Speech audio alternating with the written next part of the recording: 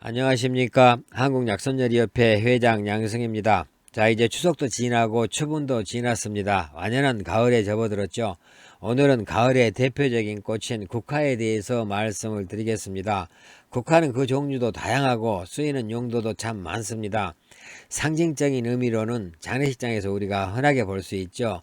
이것은 이제 서양에서 들어온 풍습이지만은 국화는 고결함, 평화로움, 정조 등을 상징한다고 합니다.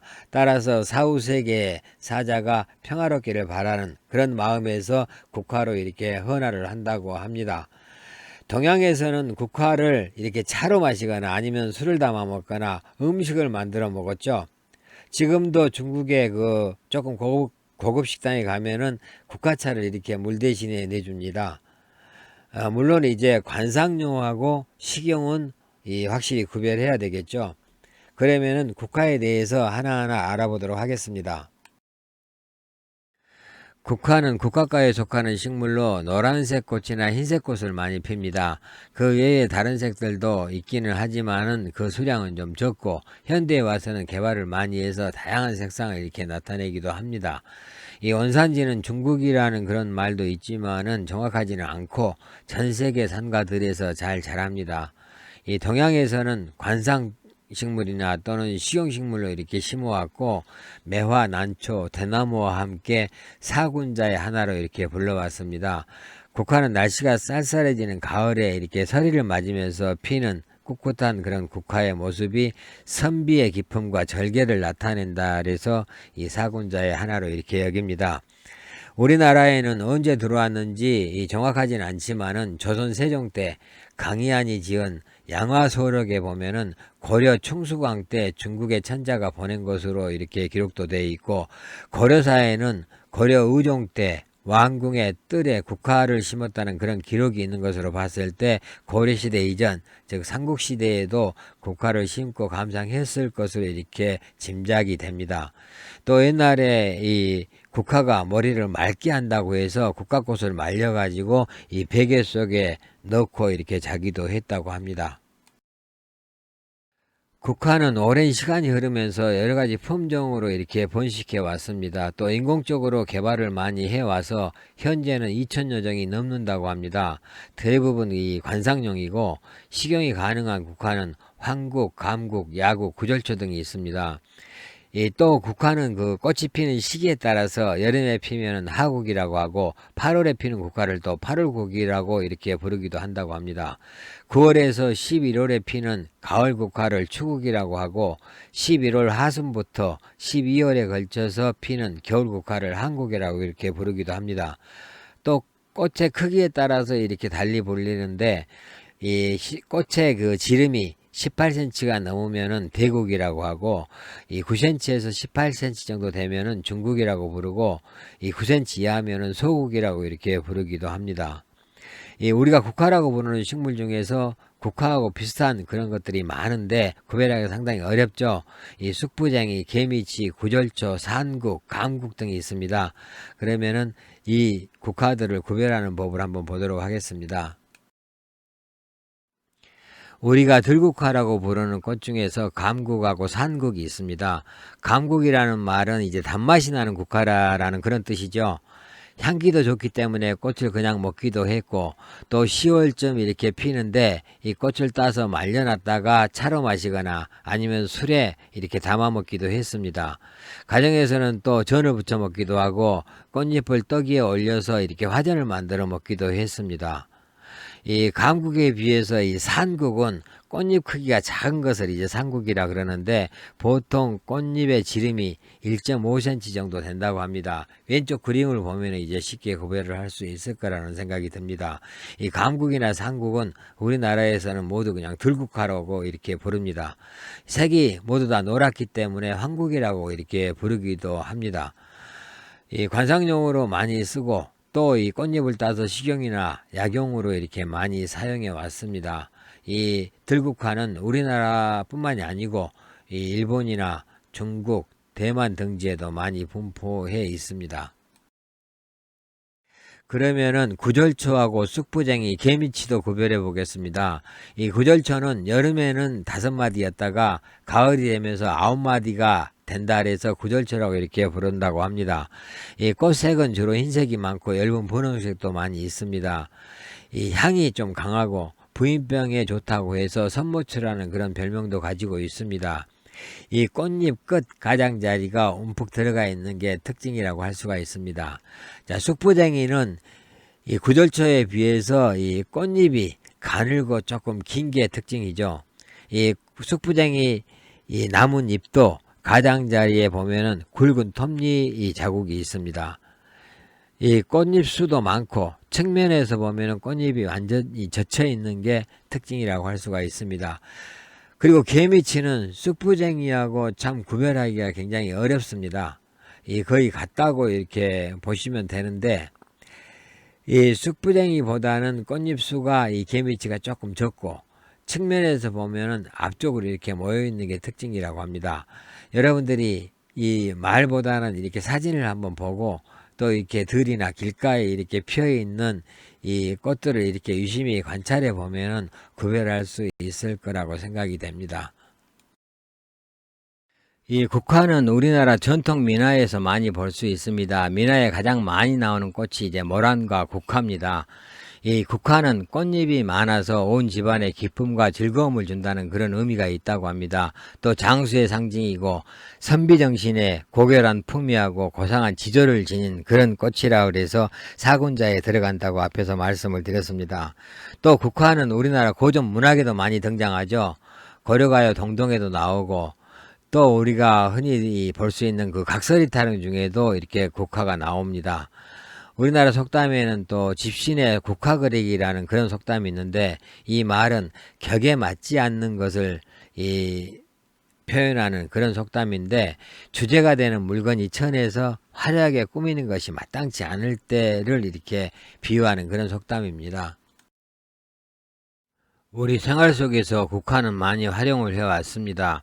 국화는 봄이 되면은 싹을 채취해서 나물을 만들어 먹고, 여름에는 또 잎을 따서 튀겨 먹고, 가을에 꽃이 피면은 꽃을 따서 차나 술로 마시고, 또 겨울에는 뿌리를 캐서 약용으로 사용을 했습니다.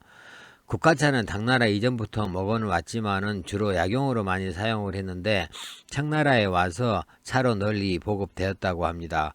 우리나라에서도 조선시대에 궁중의 왕세자들의 두뇌 발달을 위해서 국화죽과 국화차를 즐겨 마셨다고 합니다. 민간에서는 중양절이 되면은 국화주와 국화차를 많이 담아 먹었죠. 이 국화주나 국화차를 먹으면은 장수한다고 이렇게 여겼다고 합니다. 한방에서는 간 기운을 잘 소통시켜주는 약재로, 또 머리를 맑게 하고 강장 작용이 있는 약재로 널리 사용을 했고, 이 약용으로 사용할 때는 찬서리를 보름 이상 맞은 것을 사용했다고 합니다. 또 차로 마시는 국화는 소국을 주로 사용했고, 소국 중에서도 가운데 열매를 맺는 심지가 없어서 씨를 맺지 않는 종류가 가장 상급이라고 합니다. 그러면은 문헌상에 있는 국화의 효능을 보겠습니다. 본초 과목에서는 국화순은 채소로 사용하고, 잎은 먹고 꽃은 음식에 넣을 수 있으며, 뿌리는 약으로 사용하고, 낭은 베개로 이용하거나 뜨거운 물에 우려 차로 마신다라고 기록하고 있고, 신농 본초경에서도 풍으로 인한 두통, 어지럼증을 치료하며 자주 눈곱이 끼고 눈물이 나면서 피부 괴사나 악풍, 습비를 치료한다라고 했고, 오래 복용하면은 기혈이 잘 통하고 몸이 가벼워지며 노화를 예방하고 장수한다라고 기록을 하고 있습니다. 명의별력에서도 요통을 치료하고 편하게 하며 가슴이 답답한 증상을 개선하고 위와 장을 편하게 하며 오맥을 잘 통하게 하고 사지를 조절한다라고 했습니다. 식료 본초학에서는 머리를 맞게 하고 열을 내리며 소변을 잘 통하게 한다라고 했고, 용약신법에서는 예막 즉 눈자리를 덮는 질병을 제거하고 눈을 밝게 한다라고 기록을 하고 있습니다. 동양의학에서 말하는 국화의 효능을 보겠습니다. 성질은 약간 차고 맛은 달며 쓰고 폐경, 간경으로 들어간다라고 했습니다. 풍을 잘 소통시키고 폐경에 풍열을 제거한다 그랬습니다. 따라서 풍열 감기나 온병 초기, 온사본폐로 이 몸에서 열이 나거나 두통이 나타나고 또 기침이 있을 때 효과가 있다고 합니다. 또 간 기운을 잘 소통시키고 간양을 억제하며 안정시킨다라고 했는데, 간하가 위로 올라가거나 간양 상황으로 인해서 두통이나 어지럼증이 있을 때 효과가 있습니다. 또 간열을 내리고 눈을 밝게 한다라고 했는데, 간에 열이 있어서 눈이 충혈되거나 아른거리는 증상을 개선하는 그런 효과가 있습니다. 또 청열 해독 작용이 있다 그랬죠. 그래서 열과 독소가 들어와서 용종이 있을 때 도움이 된다라고 했습니다. 현대 영양학에서 말하는 국화의 효능을 보겠습니다. 국화는 간 세포를 보호하고 간 건강에 도움이 되는 강항산화제인 콜린을 많이 함유하고 있어서 간 기능을 좋게 하는 그런 효과가 있다고 합니다. 또 비타민 A가 풍부하기 때문에 눈 건강을 개선하고 눈 충혈을 예방한다라고 했고, 이 국화는 체내에 흡수된 알코올을 분해하는 그런 성분이 있어서 이 숙취해소에도 도움이 많이 되겠죠. 또 국화에 들어있는 플라보노이드 성분은 입안을 깨끗하게 하고 갈증을 해소하는 그런 효과가 있습니다. 비타민 B1은 피로를 예방하고 스트레스를 완화하는 그런 작용이 있고, 비타민 C 성분은 감기를 예방하고 활성산소를 제거하는 작용이 있고, 그렇기 때문에 또 노화 예방이나 성인병 예방에 도움이 되고, 불면증을 개선하고 피부 미용에 도움이 되고 면역력을 증강시킨다라고 했습니다. 현대의학적으로 봤을 때는 이제 간 쪽으로 많이 작용을 하고, 또 비타민 B1이나 비타민 C 등이 많기 때문에 면역력을 증강시키는 그런 효과가 있다고 이렇게 이해를 하시면 될 것 같습니다. 국화를 이용해서 여러가지 약선을 만들 수가 있습니다. 첫 번째가 국화죽인데, 쌀에다 국화 좀 넣고 죽을 끓이면 되겠죠. 이 국화죽의 효능은 간혈을 보호하고 피부 미용에 좋고 풍혈을 내려서 이 풍혈로 인해서 두통이나 어지럼증, 고혈압이 있을 때 도움이 된다고 식료 본초학에 나와 있습니다. 또 국화 감초탕, 국화와 감초를 넣고 끓여서 마시면 되는 건데, 종기가 자주 나올 때 이렇게 끓여 드시면 효과가 있다고 식료 본초학에 나와 있습니다. 또 국화 현맥음이라는 것도 있는데, 국화, 현삼, 맹문동, 길경을 넣고 끓여서 이렇게 꿀을 약간 타가지고 이렇게 마시는데, 풍조열사, 즉 바람과 건조하고 또 뜨거운 그런 사기로 인해서 이 감기가 걸리거나 아니면 인후가 붓고 또 갈증이 나고 마른 기침이 있을 때 효과가 있다고 중화식물요법 대전에 나와 있습니다. 국화 녹차는 국화, 아카시아 녹차를 조금씩 넣고 차를 끓여 마시는데 고혈압에 좋다고 합니다. 국화 결명자 차도 결명자, 국화, 한련초를 넣고 차를 끓여 마시면 좋은데 고혈압이나 간질병에 좋다고 합니다. 먼저 국화의 주의사항 보겠습니다. 국화는 성질이 차기 때문에 이 몸에 기운이 좀 없고, 또 위장이 특히 차면서 통증이 있는 사람이나 식욕이 없고 복통 설사를 자주 하는 사람들은 안 드시는 게 좋다고 합니다. 이런 분들이 드시면 복통 설사가 더 심해지기 쉽습니다.